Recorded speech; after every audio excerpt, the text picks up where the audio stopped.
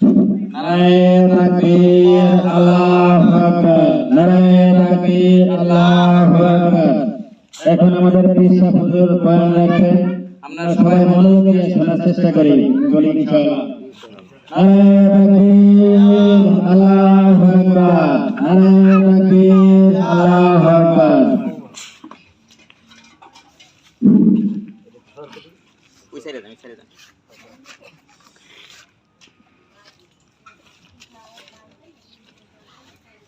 আলহামদুলিল্লাহ আলহামদুলিল্লাহ নাহমাদুহু ওয়া নাস্তাঈনুহু ওয়া নাস্তাগফিরুহু ওয়া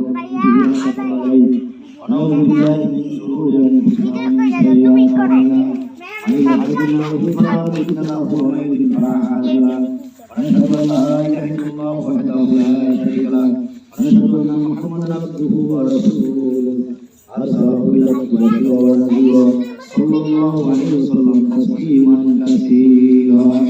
أما بعد أعوذ بالله من الشيطان الرجيم بسم الله الرحمن الرحيم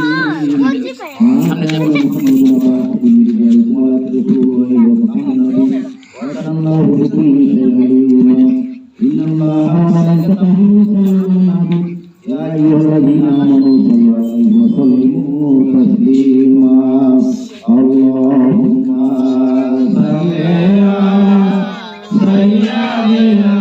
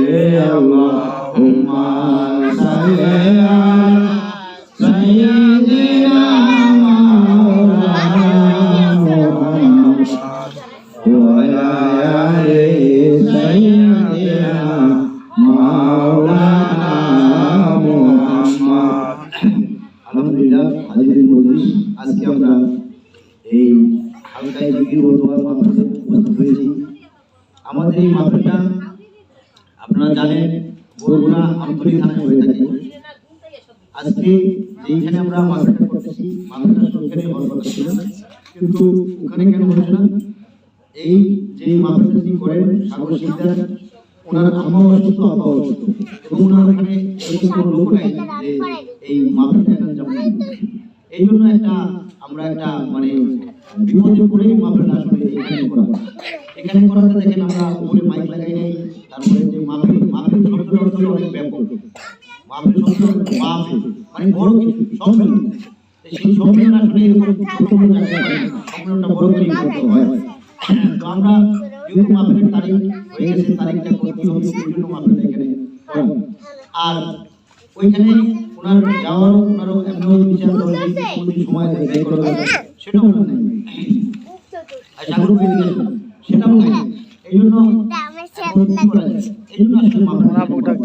আজকে আমাদের এই অনেক লোকজন আমাদের মহিলা যারা আছেন অনেকেই আসতে পারে নাই, এই জন্য আমরা উপস্থিত করেছি, সকলে সুস্থ আছে। এই জন্য সবাই আমরা আল্লাহর দরবারে একবার শুকরিয়া আদায় করি, সবাই বলি আলহামদুলিল্লাহ।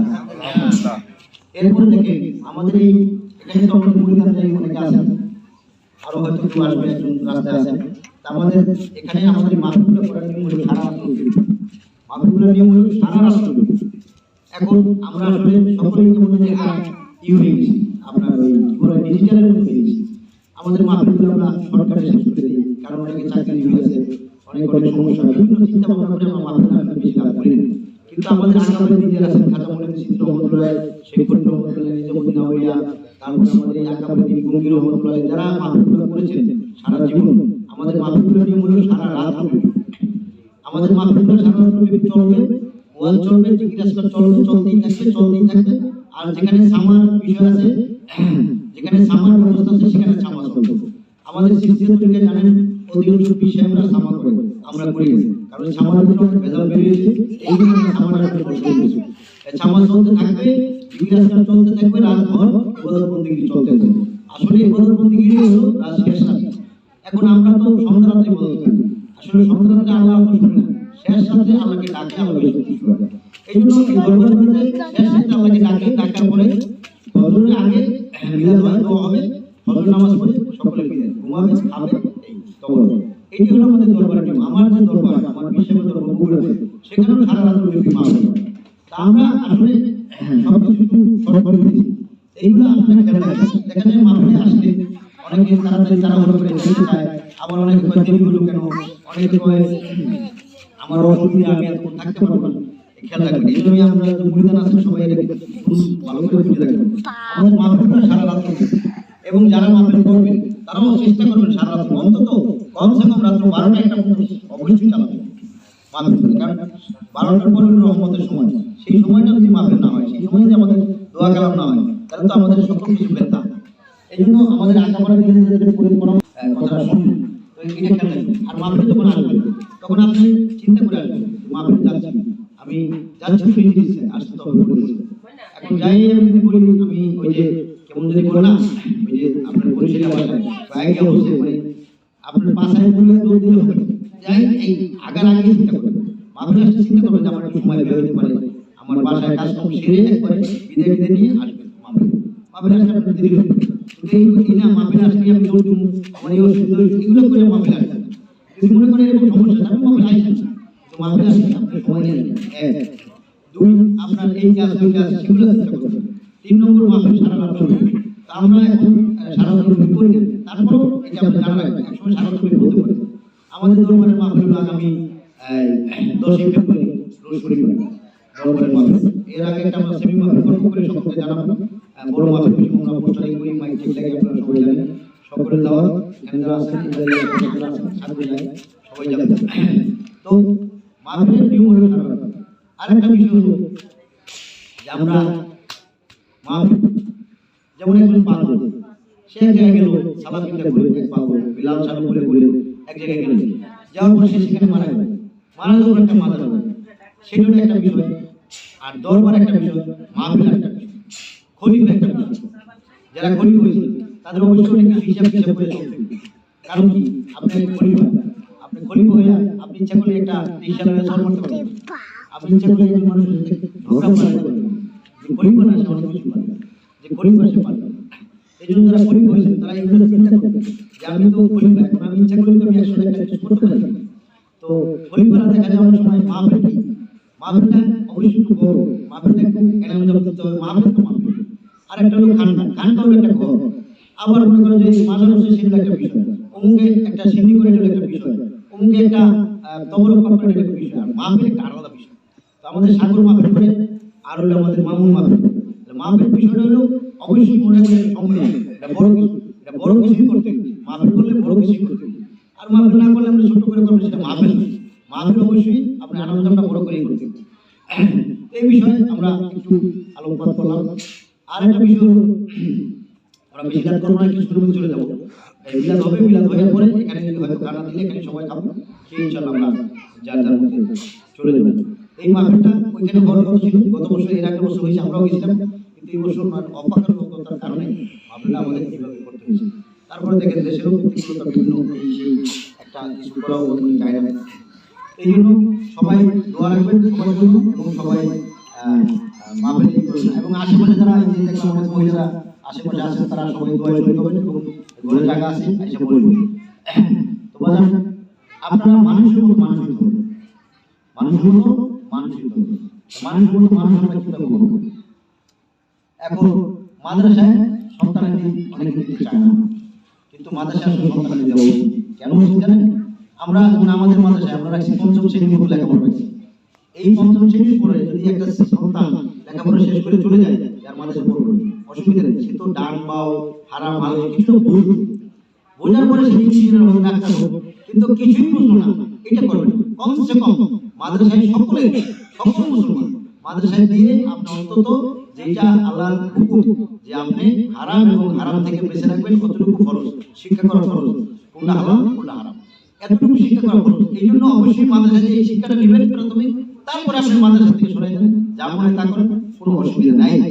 আর যদি সন্তান হাফেজ বানাইতে চান, যেমন আমার 2 সন্তান হাফেজ, একজন হাফেজের মা বাবাকে হাসির মাঠে কিন্তু এই আপনার নূরের টুপি পরাবে, হাজার হাজার কোটি কোটি লোকের সামনে ডাক দিয়ে মা বাবাকে নূরের টুপি দিবে, তখন সবাই দেখতে পারবে অমুক রিক্সা চালায় গেল তার ছেলেটা হাফেজ, অমুকে মেথর ছিল তার ছেলে হাফেজ।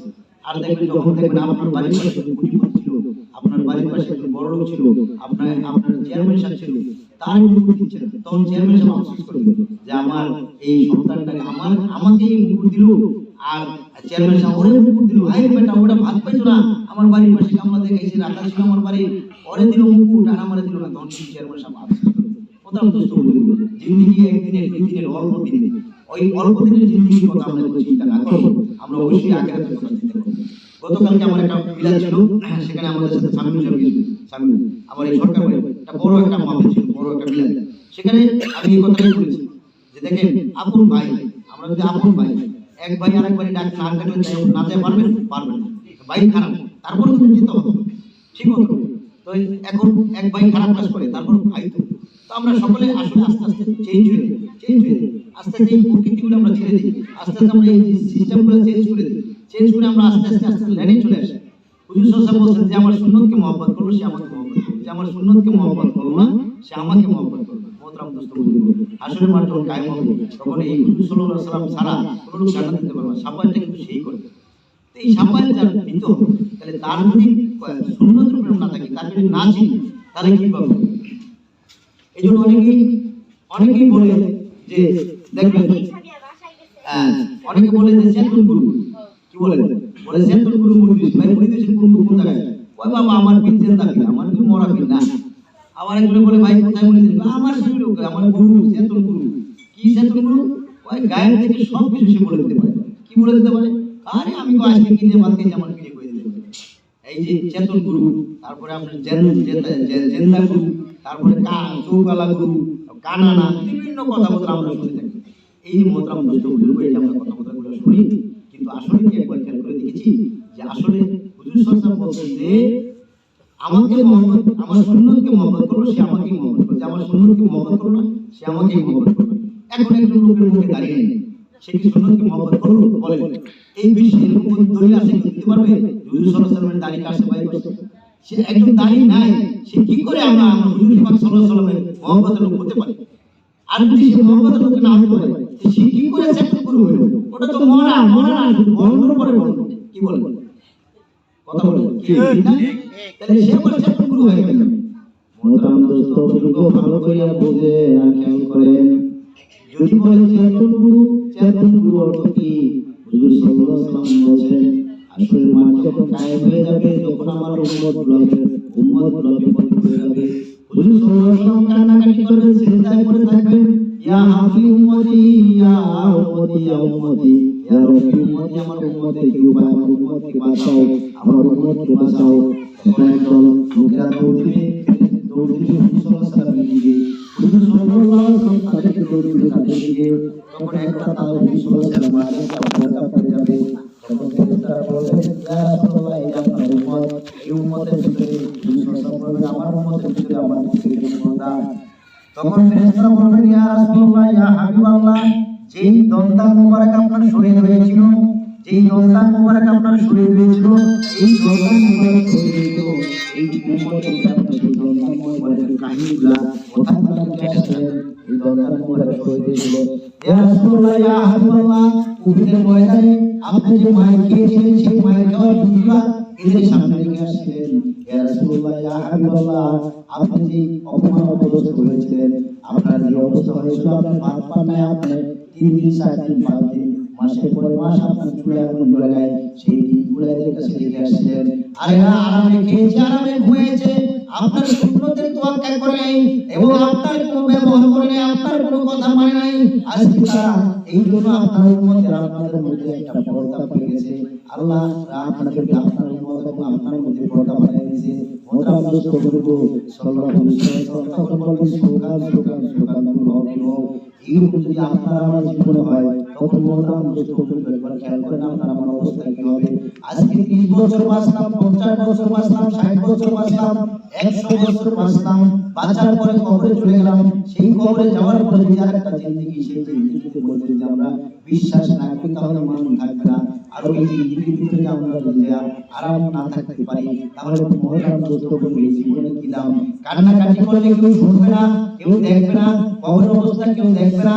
গতকালকে আমার এলাকায় একজন আকবর মাস্টার নাম, তার মসজিদে আমরা গেলাম, নামাজ পড়লাম, নামাজ পড়ে বেরিয়ে দেখলাম তার কবরের স্থানে পানি। আজকে আমি আলোচনা করলাম, এই মানুষটা 2 দিন আগে এত টাকার মালিক, এত পয়সার মালিক, 2 দিন আগে সে আমাদের সামনে ঘোরাফেরা করছে, আজকে এই পানির ভিতরে সে শুয়ে রয়েছে। এরকম তো আমাকেও আপনাকেও পানির ভিতরে শুয়ে থাকতে হবে, দেখা যাবে। আর এমন একটা ব্যবস্থা, কেউ ঘরেও রাখতে পারবে না, মারা গেলে 1 দিন 2 দিন 5 দিন ঘরে রাখবে, তার কোনো ব্যবস্থা নাই। অবশ্যই সন্তান তাকায় তাকায় দেখবে, বাপে পানির মধ্যে আছে, আগুনের ভিতরে আছে, এইভাবে তাকায় তাকায় দেখবে, কিন্তু কিছু করার নাই। মোহতারাম দোস্ত বুজুর্গ, এই জন্য আপনি সেই জন্য একটা সন্তান, সঠিক একটা ভালো সন্তান, যদি সন্তান মানুষের মতো মানুষ হয় তাহলে বাপ মায়ের দুঃখ, সন্তান যদি মানুষ হয় বাপ মায়ের কোনো দুঃখের কোনো শেষ নাই। এই জন্য সন্তান যদি আপনি মানুষের মতো মানুষ করতে চান আর মানুষের মতো যদি মানুষ করে দিতে পারেন তাহলে আপনার একমাত্র কামিয়াবি। এই জন্য মোহতারাম দোস্ত বুজুর্গ, সন্তানকে অন্তত ইসলাম শিক্ষা দেবেন, হালাল গুনাহ হারাম গুনাহ এতটুকু শিক্ষা দেওয়া ফরজ, এতটুকু শিক্ষা করা ফরজ, এতটুকু শিক্ষা দেবেন। তারপরে স্কুলে পড়ানো, ভার্সিটিতে পড়ানোর কোনো আপত্তি নাই, কিন্তু এই শিক্ষাটা আগে দান করাইবেন। যদি এই শিক্ষাটা দান না করেন, সে সুন্নাত বুঝবে না, মুস্তাহাব বুঝবে না, ফরজ বুঝবে না, নফল ফরজ কিছুই বুঝবে না। এইটুকু বোঝার জন্যই কিন্তু আপনাকে আমাকে সন্তানদেরকে আগে এই প্রাথমিকভাবে মাদ্রাসা, ইন্ডিয়ার মাদ্রাসা শিক্ষাটা দিতে হবে। মোহতারাম দোস্ত বুজুর্গ, জুনাইদ বাগদাদী রাহমাতুল্লাহ আলাইহি কত বড় একজন আলেম হয়েছিলেন আপনারা জানেন। এই জুনাইদ বাগদাদী রাহমাতুল্লাহ আলাইহি জামানায় তার এলাকার একজন লোক স্বপ্নে চলে এসে বলতেছে, এ হুজুর আপনি কেমন আছেন? আসসালামু আলাইকুম। বলে, বাবা তুমি কে? বলে, আমি আসলাম আপনার এলাকার লোক, আমি অনেকদিন আগে ইন্তেকাল করেছি, কিন্তু আমার কবরে খুব আযাব হইতেছে। দুনিয়ার ভিতরে আমার এমন কোন লোক নাই যেই লোকটার দ্বারা আমাকে কিছু সওয়াব দিতে পাঠাবে, কিছু দান খয়রাত করবে, এমন কোন লোক নাই। তাহলে আমি কি করব? তবে হুজুর আপনি যদি পারেন আমার একটা উপকার করেন। বলে, তোমার কি উপকার করব? তুমি অনেক দিন আগে ইন্তেকাল করেছো, আমি তোমার কি উপকার করতে পারি? তখন ওই লোকটা বলতেছে, হে আল্লাহর ওলি, আপনি আমার উপকার করতে পারেন। আমার একটা কন্যা সন্তান আমি দুনিয়ার ভিতরে রেখে আসছিলাম, এই কন্যা সন্তানকে যদি আমার একটু আমার পক্ষ থেকে একটু খবর পৌঁছে দিতে পারেন, আর যদি বলেন ওই সন্তানটা যদি আমার জন্য কিছু দান খয়রাত করে, কিছু সওয়াব করে, তাহলে আমি মাফ পাবো। আপনি আমার সন্তানকে একটু আমার পক্ষ থেকে খবরটা পৌঁছে দিবেন। জুনাইদ বাগদাদী রাহমাতুল্লাহ আলাইহি সকালবেলা উঠে চিন্তা করলেন, কোথায় পাবো খোঁজাখুঁজি করলেন, আশেপাশের লোকজনদেরকে জিজ্ঞাসা করলেন, জিজ্ঞাসা করার পরে একজন বলতেছে হ্যাঁ অমুক লোক মারা গেছে একদিন আগে, তার একটা সন্তান মেয়ে সন্তান লেগে গেছে, বলে সে কোথায়, বলে তার সাথে হুজুর আপনি দেখা করতে পারবেন না, সে এখন বিশ্বাপাড়ায় থাকে, তার সাথে আপনি দেখা করতে পারবেন না, কাজে আপনি যাবেন না, আপনি অপমানিত হবেন। বলে না আমার তার কাছে যাইতে হবে, সে কোথায় আছে? তখন ওই লোকগুলা বলতেছে দেখেন এই পাশে নদীতে সে গোসল করতেছে। তখন জুনায়েদ বাগদাদী রহমাতুল্লাহ আলাইহি গেলেন এবং যারা দেখেন নদীতে খোলামেলা অবস্থা দেখে জুনায়েদ বাগদাদী রহমাতুল্লাহ মা বলে ডাকলেন, ও মা শোনো তোমার একটা খবর আছে।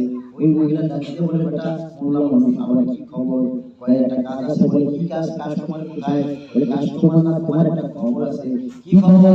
কয় কালকে আমি স্বপ্নে দেখলাম, এই স্বপ্নের ভিতরে আমি দেখলাম যে একটা লোক এসে তোমার আব্বা আমাকে এসে বলতেছে যে হুজুর আপনি একটু আমার ব্যাপারে আমার মেয়েকে একটা খবর দেন। বলে আমার আব্বা বলতেছে আমার আব্বা অনেক দিন আগে ইন্তেকাল করেছে।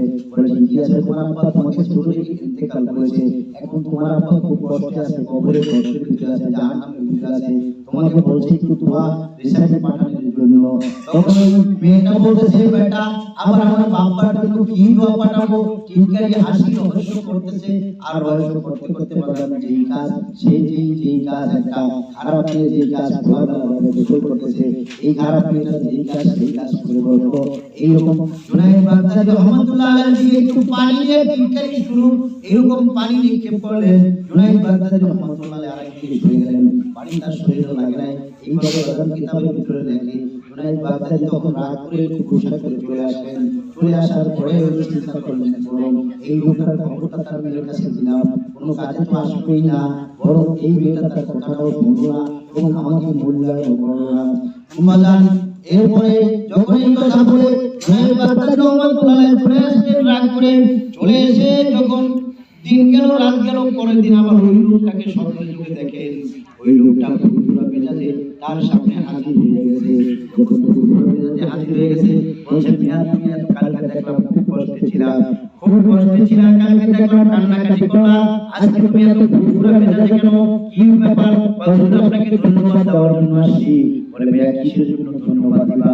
তুমি বলছিলে তোমার মেয়ে আছে, আমি মেয়ের কাছে খবর দিয়েছিলাম, আমার কথা তো শুনে নাই, বরং আরো টিনকারি হাসি তামাশা করেছে, কাজে তুমি আমার কি সংবাদ দিবা? বলে হুজুর আমি সুসংবাদ দেওয়ার জন্য আসছি, আমার কবর আযাব মাফ হয়ে গেছে। বলে কিসের বিনিময়ে মাফ হলো? বলে হুজুর আমার ওই যে মেয়েটা আপনাকে পানি ছিটাইয়ে দিয়েছিল, এই পানি ছিটাইয়ে দেওয়ার কারণে আপনি গোসল করে চলে আসছিলেন, ওই পানিটা আপনার গায়ে না লাগে ওই পানিটা জমির ভিতরে পড়েছে। আর যখন জমির ভিতরে পানিটা পড়েছে মোহতারাম দোস্ত জমিনের ভিতরে পানিটা পড়েছে, আর ওই পানিটা জমিনের ভিতরে পড়ার পরে এই জমিনের ভিতরে মাটির নিচে একটা পোকা ছিল, যেই পোকাটা আজকে 7 বছর 5 বছর অনেক দিন ধরে কোনো পানি পান করতে পারে না। এই জন্য পোকাটার জীবন সংকটপূর্ণ অবস্থা, এই জন্য পোকাটা মারা যাওয়ার উপক্রম হয়ে গেছে। যখন পানিটা পেল, পানিটা পেয়ে পোকায় পানিটা যখন খেলো, আর পানিটা খেয়ে যখন দোয়া করলো আল্লাহ যে যার উচিত আমি পানি খাইলাম, যে আমাকে পানি পান করাইলো বাঁচাইলো, আল্লাহ তুমি তাদের আওলাদ তাহাদের পরিবার পরিজনের সকল অপরাধকে মাফ করে দাও। তখন এইভাবে বললো জুনায়েদ বাগদাদীকে বললেন যে হুজুর এই আপনি আমার উপকারটা করেছেন, আমার মেয়েকে খবর দিয়েছেন, ওই উপকার কারণে আমার মেয়ের ওই পানি ছিটার কারণে ওই উপকার কারণে আমি আজকে খবর যাব মাফ হয়ে গেছে। মোহতারাম দোস্ত হুজুর ওই জন্য সন্তান যদি মানুষের মতো মানুষ না হয়, সন্তান যদি মানুষের মতো মানুষ না হয় বাজান এর চেয়ে কষ্ট আর ভিতরে কিছুই নাই। আপনার আব্বা আপনার সাথে বেয়াদবি করেছে কোনো অসুবিধা নাই, আপনার আম্মা আপনাকে দুইটা চড় মেরেছে কোনো অসুবিধা নেই, কিন্তু আপনি যে গায়ের রক্ত ঘামাইয়া মাথার ঘাম পায়ে ফেলে গার্মেন্টসে চাকরি করে সকাল থেকে বাজার রাত 12টা পর্যন্ত যারা ডিউটি করেন জানেন, আমরা একসময় চাকরি করেছি আমরা জানি 12টা পর্যন্ত ডিউটি করতে হয়, নাইট করতে হয়, এই পয়সা আইনা যখন তারপরে আবার অ্যাবসেন্ট করে দেয়, তারপরে সেই টাকা আইনা আমি ছেলে সন্তানদেরকে খাওয়াই, সেই টাকা আইনা বিবিকে খাওয়াই, সেই টাকা আইনা আবার এইভাবে চলাফেরা করি। সেই সন্তানটা যখন বাজার আপনার বুড়ো হয়ে যাবেন, যখন কথা না শুনে সন্তান যখন বলে তুমি বের হয়ে যাও ঘরের থেকে, তখন বাজার মা বাপের কি কষ্ট লাগে। মা বাপ যদি সন্তানকে যদি প্রহার করে তাও কষ্ট লাগে না, কিন্তু নিজের সন্তান যখন করে তখন কি কষ্ট লাগে। বাজার এই জন্য সন্তানকে মানুষের মতো মানুষ যদি করতে না পারেন, সন্তান হাসরের মাঠে আপনার নামে মামলা করবে, মামলা হাসরের মাঠে মামলা করবে সন্তান, সন্তান বলবে মামলা করবে, তখন আল্লাহ বলবেন আমি সব কিছু তোমাকে মাফ করে দিলাম, কিন্তু আজকে সন্তান তোমার নামে মামলা করেছে, আমি তোমাকে আর বাঁচাইতে পারলাম না। তুমি যাও আজকে সন্তানের সাথে তুমি মিল করে আসো, সন্তানের সাথে তুমি মীমাংসা করে আসো। বাজান যখন বলবে সন্তানের সাথে মীমাংসা করে আসো, তখন সন্তান বাজান কঠিন হয়ে যাবে, আব্বা আম্মাকে চিনবে না, অনেক কঠিন হয়ে যাবে, অনেক অনেক রাগান্বিত হয়ে যাবে যে আব্বা আম্মা আমাকে তুমি আজকে তোমাকে চিনি না, আমি বড় হয়ে গেছি, আমার কোনো আব্বা আম্মা নাই। এই বাবা মায়ের জন্য সন্তান মামলা করবে, আর সেই মামলা বাজার আল্লাহ বলবে তুমি এখন তো নামাজ কাজা করেছো, মাঝে মাঝে নামাজ কাজা করেছো, নামাজ পড়ো নাই, এইটা আমার হক, আমি তোমাকে মাফ করে দিলাম। তুমি রোজা রাখো, এইটা আমার হক, আমি তোমাকে মাফ করে দিলাম। কিন্তু তোমার বিরুদ্ধে তোমার সন্তান আমার আদালতে মামলা করেছে, আজকে তোমাকে আমি আর মাফ করতে পারবো না। তুমি সন্তানের সাথে মামলা ডিসমিস করে আসবা, তাহলে আমার কোনো ক্ষমতা নাই। তখন সন্তানের কাছে বাবা মা যাবে, সন্তান বলবে কঠিন হয়ে যাবে, বাবা মাকে চিনবে না। মোহতারাম দোস্ত খেয়াল করেন, এইরকম ঘটনা আপনার আমার জীবনে জানি কখনো না ঘটে। সন্তান তখন বলবে তুমি আমাদেরকে এই মামলা করবে, আমাদেরকে মুসলমানি শেখাও নাই, তুমি আমাকে মুসলমানি শেখাও নাই, মুসলমানি কি জিনিস আমি শিখি নাই, তুমি আমাকে ধর্ম সম্বন্ধে শেখাও নাই, তুমি আমাকে আল্লাহ সম্বন্ধে বুঝাও নাই। মহতারাম দোস্ত বুজুর্গ অনেকে অনেক বর্ণনা করবে, অনেক কথাবার্তা বলবে, আসলে মুসলমানি কি জিনিস এইটা আপনাকে আমাকে বুঝতে হবে। বাজার নামাজের নামে খালি মুসলমানি না, রোজা করলে এটার নামে খালি মুসলমানি না, বাজার গরু কুরবানি করলে এটার নামে মুসলমানি না, বাজার মুসলমানি সব কিছু মিলাইয়া একটা জিনিস, তার বস্তু, তার নাম হইল মুসলমানি। এই মুসলমান হইয়া আল্লাহ এই জন্য কোরআন শরীফে কয়েক জায়গায় বলেছেন, খবরদার খবরদার মুসলমান না হইয়া আমাদের কবরে আসবা না, তোমরা মুসলমান হইয়া কবরে আসবা, মুসলমান না হইয়া কবরে আসবা না। এই জন্য বাজার মুসলমানি কি জিনিস এইটা আপনাকে আমাকে বুঝতে হবে। মুসলমান হইয়া কবরে যাইতে আল্লাহ বলছে, আল্লাহ বলে নাই তুমি নামাজকে কইরা না কইরা কবরে আসবা না, আল্লাহ বলে নাই তুমি রোজা না কইরা কবরে আসবা না, কিন্তু আল্লাহ বলছে তুমি এই মুসলমান না হইয়া কবরে আসবা না। এই মুসলমান কি জিনিস এইটা বাজার বুঝতে হবে। বাজার মুসলমানি কি জিনিস, অনেকে বলে শরীয়ত শরীয়ত শরীয়ত, মারফত মারফত, বাজার কেউ কেউ বলে শরীয়ত কি জিনিস, মারফত হকিকত তরিকত, বলে আমরা চাই তরিকার পীর, কি বলে না, বলে আমরা চাই তরিকার পীর, আমরা শরীয়ত মানি, হকিকত মানি, তরিকত মানি, মারফত মানি। বাজার এই যে বলে আমরা চাই তরিকার পীর, আমরা সবকিছুই মানি। বাজার শরীয়ত অর্থটা যদি জিজ্ঞাসা করা হয়, বিশ্বাস আপনি বলে শরীয়ত অর্থ কি বলতে পারবে না। যদি শরীয়ত বাজার একটা ভয়ঙ্কর জিনিস, শরীয়ত একটা কঠিন জিনিস, শরীয়ত মানে হইল সবকিছু আমি ত্যাগ করা, শরীয়ত মানে হইল সারেন্ডার করা, সারেন্ডার করা আমি আত্মসমর্পণ, আমি আল্লাহর কাছে আত্মসমর্পণ করেছি, আমি সারেন্ডার করেছি, আমার কোনো কথা নাই, আমার কোনো জবাব নাই, লা ইলাহা ইল্লাল্লাহু মুহাম্মাদুর রাসূলুল্লাহ। এই কালেমার নাম শরীয়ত, এই কালেমার নাম শরীয়ত, এই কালেমার উপরে আমি সকল কিছু বিলীন করে দিয়েছি। এখন আমার কোনো কথা নাই, এখন আমার কোনো ক্ষমতা নাই, এখন আমার কোনো কর্মের জোর নাই, এখন আমার মুখে কোনো জবান নাই, আমি সকল কিছু লা ইলাহা ইল্লাল্লাহু মুহাম্মাদুর রাসূলুল্লাহ সাল্লাল্লাহু আলাইহি ওয়াসাল্লাম এই কালেমার উপরে যখন আমি দিয়ে দিয়েছি, এইটার নাম শরীয়ত। শরীয়তে যখন আমরা দাখিল হয়ে যাব, সারেন্ডার করব, শরীয়তের নাম হলো সারেন্ডার করা, শরীয়তের নাম হলো আত্মসমর্পণ করা। বাজার আদম আলাইহিস সালামকে যখন আল্লাহ হুকুম করলেন, হে আদম তুমি এই মাটি মা আদম আলাইহিস সালাম যখন এই আযাজিল ফেরেশতাকে আল্লাহ হুকুম করলেন, হে আযাজিল ফেরেশতা তুমি আদমকে সিজদা করো। আযাজিল ফেরেশতা বললেন না, আমি আদমকে সিজদা করতে পারি না, কারণ আদম হলো মাটির তৈরি, আর এই মাটি তো আমরা ফেরেশতারা তৈরি করেছি, আর আমরা হলাম নূরের তৈরি, আমরা কখনোই ফেরেশতারা আর আদমকে সিজদা করতে পারি না। আল্লাহ বলেন তুমি আদমকে সিজদা করো, তারপর কিন্তু সিজদা করলেন না। যখন সিজদা করলেন না, বাজার আপনারা এই ঘটনা সকলেই জানেন, আদমকে আল্লাহ উপাধি দিয়ে দিলেন, যাও তুমি বেহেশত থেকে বেরিয়ে যাও। এই বাজার এই আযাজিল ফেরেশতা এই হুকুম তখন আল্লাহর কাছে বললেন যে পৃথিবীর মধ্যে এমন কোন জায়গা নেই যেখানে আমি সিজদা করি নাই, আমি সব জায়গায় সিজদা করেছি, এমন কোন জায়গা নেই আমি সিজদা করি নাই। কাজে আমি এত ইবাদত করেছি তোমার উম্মতরা, এই আল্লাহ আপনার বান্দারা, প্রত্যেকটা বান্দা যদি আমার এমন ক্ষমতা দেন যে তাদের ভিতরে আমি ঢুকতে পারি, তাদের রোগে রোগে শিরায় রক্তের ভিতরে প্রবেশ করতে পারি, কইরা তাদেরকে ঢুকা দিয়ে আমি কিন্তু জান্নাতে যেতে দেব না, আমি জান্নাত থেকে তাদেরকে বের করব। কারণ যার কারণে আজকে আমি জান্নাত থেকে বের হয়ে গেলাম, যার কারণে আমি আজকে শয়তান হয়ে গেলাম, তাকে অন্তত জান্নাতে যেতে দেব না। তখন এই আদম আলাইহিস সালামকে সিজদা না করার কারণে ইবলিসকে আল্লাহ তাআলা ইবলিসকে লানত করে ইবলিস বানায় দিলেন। আযাজিল ফেরেশতা থেকে ইবলিস শয়তান থেকে উপাধি দিলেন। আদম আলাইহিস সালাম এই আযাজিল ফেরেশতা একটা ভুল করেছেন, আল্লাহর একটা কথা অমান্য করেছেন, আল্লাহর কথা শুনেন নাই। কিন্তু বাজার আদম আলাইহিস সালাম কিন্তু ভুল করেছেন, সেও আল্লাহর কথা শুনেন নাই। আল্লাহ বলেন, এই আদম তুমি এই গাছটার ধারে কাছে যাবে না, এই গাছের কাছে তুমি যেও না, তো এই গাছের ধারে কাছে যাবে না, এই গাছের স্পর্শ করবে না। আদম আলাইহিস সালাম বলেন যে ঠিক আছে। তখন যখন এই গাছের ধারে কাছে যাবে না, এই গাছটার কাছে তুমি যাবে না, তখন বিবি হাওয়া আলাইহিস সালামকে বললেন, হাওয়া আলাইহিস সালামের ভিতরে শয়তান ঢুকে ইবলিস ঢুকে ভিতরটাকে প্রবল দেখালেন, তাকে বিভিন্নভাবে বুঝাইলেন। বুঝানোর পরে সে কিন্তু ফলটা আগে খেয়েছে। তারপরে আদম আলাইহিস সালামকে খাওয়াইলেন। আদম আলাইহিস সালাম যখন খাওয়াইলেন, প্রবল দিকে খাওয়াইলেন। খাওয়ানোর পরে যখন আদম আলাইহিস সালাম খেতে গেলেন, যখন অর্ধেক ভিতরে গলার ভিতরে ঢুকে গেছে, তখন কিন্তু আদম আলাইহিস সালাম মনে পড়ে গেছে আল্লাহর কথা। আল্লাহ বলেছে গন্ধম গাছের ধারে কাছে যাবে না, আজকে গন্ধম গাছ আমি খেয়ে ফেললাম। তখন আদম আলাইহিস সালাম গলার ভিতরে নিজের গলার ভিতরে নিজে টিপ দিয়ে ধরেছেন।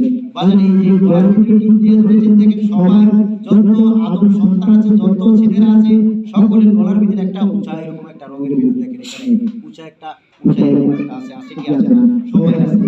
এইটাই আদম আলাইহিস সালাম যখন এই ফলটা খেয়েছিলেন, আর যখন ভিতরে যাওয়ার সময় যখন ওনার মনে পড়ে গিয়েছিল, তখন এরকম গলাটি ভিতরে ছিল। এই গলাটি ধরার কারণে আজকে আমাদের সকল সন্তানদের, আদম সন্তানদের গলার ভিতরে এইখানে দেখেন কুকুর আছে, কুকুরের এই আর মহিলাদের নাই, কারণ সে তো গিলে ফেলেছিল, এই জন্য তার কিন্তু এটা নাই, পুরো গিলে এই জন্য পরিচিত আছে। আদম আলাইহিস সালামকে একটা আল্লাহ অমান্য করেছেন।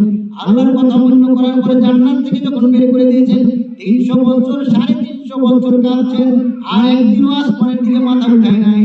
স্বর্গের লজ্জায় একটু মাথা আসমানের দিকে উঠায় নাই, শুধু কান্নাকাটি করছেন, আসমানের দিকে একবার মাথা উঠায় নাই। আর চিন্তা করছেন, কাঁদতে কাঁদতে মহল হয়ে গেছে, বুক ভাষায় ইসলাম করছেন, আল্লাহ তুমি আমাকে মাফ করো, মাফ করো। যখনই মাফ করে না, 300 বছর 350 বছর কাঁদছেন, একদিন হঠাৎ ওনার মনে হয়ে গেল যে আল্লাহর পাশে একটা নাম দিয়েছিলাম, এই নাম মুহাম্মদ সাল্লাল্লাহু আলাইহি ওয়াসাল্লাম নাম, আমি ওই নাম ধরে দেখি। তখন আদম আলাইহিস সালাম বলেন, ইয়া আল্লাহ, আপনার পাশে যে নাম মুহাম্মদ সাল্লাল্লাহু আলাইহি ওয়াসাল্লামের নাম আমরা দেখলাম, ওই নামের উচিত আমার জীবনের গুনাহগুলো আপনি মাফ করে দেন। তখনই আল্লাহ রাব্বুল আলামিন তার দোস্তের উছিলায়, তার হাবিবের উছিলায় আদম আলাইহিস সালামকে মাফ করে দিলেন। মাফ করে দেওয়ার পরে আদম আলাইহিস সালামকে একখানে ফেলে দিলেন, হাওয়া আলাইহিস সালামকে একখানে ফেলে দিলেন। যখন ফেলে দিলেন, গোটা যত বলব সবাই গোটা আপনারা জানেন, দুইজনকে যখন দুইখানে ফেলে দিলেন, দুইজনকে দুইখানে ফেলে দিলেন। ফেলে দেওয়ার পরে আবার যখন দুইজনকে দুইখানে ফেলে দেওয়া কষ্ট, তাদের কত কষ্ট ঠিক করলেন, কত কষ্ট বুঝব। এইরকম আদম আলাইহিস সালাম আমাদের অমান্য করেছেন, আযাজিল ফেরেশতাকে অমান্য করেছেন। কিন্তু আযাজিল ফেরেশতাকে আল্লাহ শয়তান বাদ দিলেন, আর আদম আলাইহিস সালামকে পরবর্তীকালে আল্লাহ আদম সফিউল্লাহ নবীউল্লাহ পর্যন্ত বানাইলেন। কেন বানাইলেন? আদম সফিউল্লাহ নবীউল্লাহ কেন বানাইলেন? এই কারণে বানাইলেন, আদম আলাইহিস সালাম তওবা করেছেন আল্লাহর কাছে, ইয়া আল্লাহ আমাকে maaf করে দেন। তওবা করেছেন, লজ্জিত হয়েছেন, maaf চাইছেন, লজ্জিত হয়েছেন, তওবা করেছেন, ছাড়াছাড়ি করেছেন, ভুল স্বীকার করেছেন। আর এই জন্য আল্লাহ পাক তাকে যখন ভুল স্বীকার করলেন, তওবা করলেন, ইস্তিগফার বললেন, তখন আল্লাহ পাক তাকে maaf করে তাকে আরো সম্মান বাড়ায় দিলেন। আর আযাজিল ফেরেশতা maaf তো চাই না, বরং বলছে আদম আমার চেয়ে ছোট, আমি মাটি দিয়ে তৈরি করেছি, তাকে কেন চিন্তা করতে হবে? এই অহংকার করার কারণে আদম আলাইহিস সালামের এই ইবলিস শয়তানকে আল্লাহ ইবলিস শয়তান বানায় দিলেন, আর আদম আলাইহিস সালামকে আল্লাহ সম্মান বাড়ায় দিলেন। বললাম দোস্ত বলবে এই জিনিসটা আপনাকে আমাকে শিখতে হবে।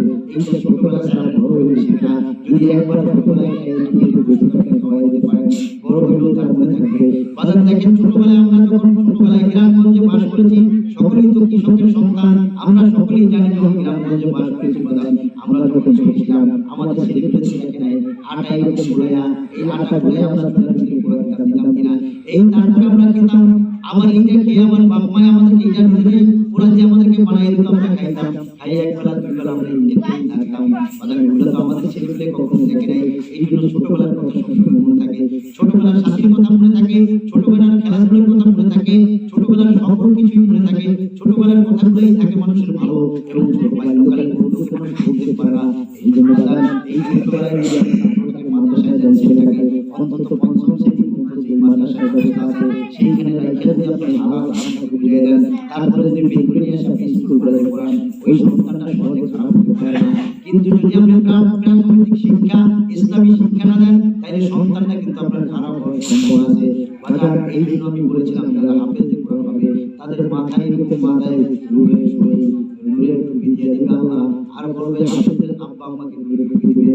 বাজার এই জন্য দেখবেন অনেক রিকশাওয়ালা মাথায় মুকুট পাবে, আপনার বাড়ির পাশে চেয়ারম্যান সাহেব আফসোস করবে, মন্ত্রী সাহেব আফসোস করবে, আর বলবে যে কি হলো ওর মাথায় এত বড় সম্মান দিল কেন। দেখেন কত আমার মুরিদেরা আছে, দেখেন এই যে পাশে আমার মামুন বসে আছে, কোনদিন বিবিকে চাকরি বাকরি করে না, এত কষ্ট করে তারপর নিজে 5টা 6টা কাজ করে তারপর বিবিকে বিপদা করে না। আল্লাহ রাব্বুল আলামিন হাসরের মাঠে যখন জাযা দিবে বলবে তুমি যে আমাকে ভয় করেছিলা, আর এই জন্য তুমি যে এইভাবে পর্দা করেছিলে, এইভাবে তুমি এত কষ্ট করে চলছিলা, যাও আল্লাহ তোমাকে আজকে এই জন্য এই বরকতে তোমাকে এই উসিলা তোমাকে মাফ করে দিলাম। মহান দোস্ত বন্ধু এই খেয়াল করতে হবে, যারা ভুল করেছেন তাদের অনেক কিছু চিন্তা ভাবনা করে চলতে হবে। এইরকম যে বলছিলাম চেতন গুরু, বলে চেতন গুরুর কাছে আমরা বলেছি বাজার চেতন গুরু কাকে বলে, চেতন গুরু কাকে বলে, বলে এইটা আপনাকে বুঝতে হবে। চেতন গুরু ওই ব্যক্তিকে বলে যে আল্লাহর হুকুম পালন করে, সেই হলো চেতন গুরু। যে আল্লাহর হুকুম পালন করে সেই হলো চেতন গুরু। যে নবীর সুন্নাত মানে সে হলো চেতন গুরু। নবী সাল্লাল্লাহু আলাইহি ওয়াসাল্লাম বলেন যতক্ষণ পর্যন্ত আমাকে বেশি ভালো না বাসবে, জীবনের চেয়ে বেশি ভালোবাসবে, বিবির চেয়ে বেশি ভালোবাসবে, সন্তানের চেয়ে বেশি ভালোবাসবে, মা বাবার চেয়ে বেশি ভালোবাসবে, ততক্ষণ পর্যন্ত যখন আমাকে সবচেয়ে বেশি ভালোবাসবে ততক্ষণ পর্যন্ত একটা মানুষ বুঝতে পারবে না। আর যখনই সাহাবায়ে কেরাম বলেন হুজুর আমি আপনাকে এরকম ভালোবাসি, আরেকজন বলে এরকম ভালোবাসি, আরেকজন বলে আমি এখন জীবনের চেয়ে বেশি ভালোবাসি, আমার মনে হয় এখন আমি আপনাকে জীবনের চেয়ে বেশি ভালোবাসি, হুজুর সাল্লাল্লাহু আলাইহি ওয়াসাল্লাম তুমি মুমিন হয়ে গেছো। এই একটা মুমিন যতদিন থাকবে ততদিন দিন কিয়ামত হবে না, একটা মুমিন যতদিন থাকবে ততদিন কিয়ামত হবে না। আর এই জন্য চেতনগুরু হলো ওই ব্যক্তি যার ভিতরে নবীওয়ালা কাজ আছে, যার ভিতরে কুরআনী সুন্নাত আছে, সেই চেতনগুরু দাবি করতে পারে। কিন্তু যার ভিতরে সুন্নাত নাই সে আবার কিসের ভাবে চেতনগুরুই কি আর মরা গুরু কি বাজান, নিজেই তো মরা, আবার আরেকজনকে কিভাবে চেতন বাজাবে। এই জন্য বাজান কোনো ভুল করতে আপনারা কেউ যাবে না, কখনো ভুল করতে চলবে না, পাক্কা শরীয়তের উপর চলবেন। যদি শরীয়ত পুরা ঠিক না থাকে বাজান, একটা গাছের গোড়া যদি আপনার ঠিক না থাকে, এই গাছের গোড়া যদি আপনার মরিয়া যায়, গাছের শিকড়গুলো যদি কেটে যায়, বাজান এই গাছটা কখনো বাঁচবে না। এইগুলা সবসময় বুঝিয়া চলবেন। ইলমে মারফত, তাসাউফের রাস্তা হলো তরিকত। আমরা তাসাউফের পীর মাশায়েখ, যারা তাসাউফের পীর মাশায়েখ বাজান, অনেক আছে তাসাউফ জিনিসটাই বোঝে না, তাসাউফ কাকে বলে সেটাই বোঝে না। তাসাউফ কঠিন একটা জিনিস, তাসাউফ যদি না থাকে সে পাক্কা মুমিন হতে পারে না বাজান। তাসাউফ যদি না থাকে সে পাক্কা আলেম হতে পারে না, তাসাউফ যদি না থাকে সে বুজুর্গ হতে পারে না, তাসাউফ যদি না থাকে সে পীর হতে পারে না, তাসাউফ যদি না থাকে বাজান সে বাসিও মানুষের মতো মানুষ হয়ে বাইসাও থাকতে পারে না। এই জন্য তাসাউফের প্রধান উদ্দেশ্য হলো শরীয়ত। এই শরীয়ত যার ভিতরে পুঙ্খানুপুঙ্খানু ভাবে থাকবে সে হলো তাসাউফের উপরে আছে। শরীয়ত যদি পুঙ্খানুপুঙ্খানু ভাবে না থাকে তাহলে বুঝতে হবে সে তাসাউফের উপরে নাই। সে যদি দেখেন এরকম মৌলভী আব্দুল কাদের জিলানী রাহমাতুল্লাহ আলাইহি জামানায় বাজান, মৌলভী আব্দুল কাদের জিলানী রাহমাতুল্লাহ আলাইহি জামানায় একজন তার এলাকায় একজন এরকম মস্ত বড় একজন সাধু ছিল। সেই সাধু বাজান বাঘের উপরে চড়তো, বাঘ ছিল তার ঘোড়া, এই বাঘ দিয়ে সে ঘোড়া বানাইছিল। আরেকটা কুকুর সামনে দিশাম সে চাবুক বানাইছিল। ইতিহাস পড়ে দেখবেন, বড় বিশ্ববিদ্যালয়ের জীবনে পড়ে দেখবেন, ওলিয়া ওলিদের জীবনে বেশি বেশি পড়ে দেখবেন যখন চাবুক বানাইছে আর ঘোড়াকে ঘোড়া বানাইছে, বাঘকে বানাইছে ঘোড়া। এই ঘোড়ার উপরে সওয়ার করে যখন সে এদিক ওদিকে যাইতেছে, যাওয়ার পরে বিভিন্ন জায়গায় যায় বলে আমার বাঘের একটা গরুবি, কেউ একটা গরু দিয়ে দেয়, এক জায়গায় যায় বলে পালা যায় বলে একটা মই দিয়ে দেয়, একবারে যায় বলে একটা খাসি দিয়ে দেয়। মোটাম দোস্ত বড় বিশ্ববিদ্যালয়ের একজন মুরিদ ছিল, যেমন আমার অনেক মুরিদ আছে আল্লাহ কিছুই বোঝে না, কিন্তু কথা বলে কঠিন কথা বলে, কাজ করে কঠিন। দেখা যায় এই আলাদা মুরিদটাই দেখা যায় অনেক কিছু গায়েব কিছু বলে দিতে পারে, আর একটা জানলেও আলাদা সে গায়েব কিছু বলতে পারে না। মোটাম দোস্ত বড় বিশ্ববিদ্যালয় আলাদা বলে একটা মুরিদ, সেই মুরিদটা রাস্তা দিয়ে যাইতেছে, তার কাছে বলতেছে যে তুমি আমাকে একটা গরু দিতে হবে। বলে ঠিক আছে তোমাকে আমি একটা গরু দিতে পারি, কিন্তু তুমি একটা কাজ করো, প্রত্যেকদিন মানুষের দরবারে মানুষের বাড়িতে গিয়ে গরু আনো, এইটা তোমার আর দরকার নাই।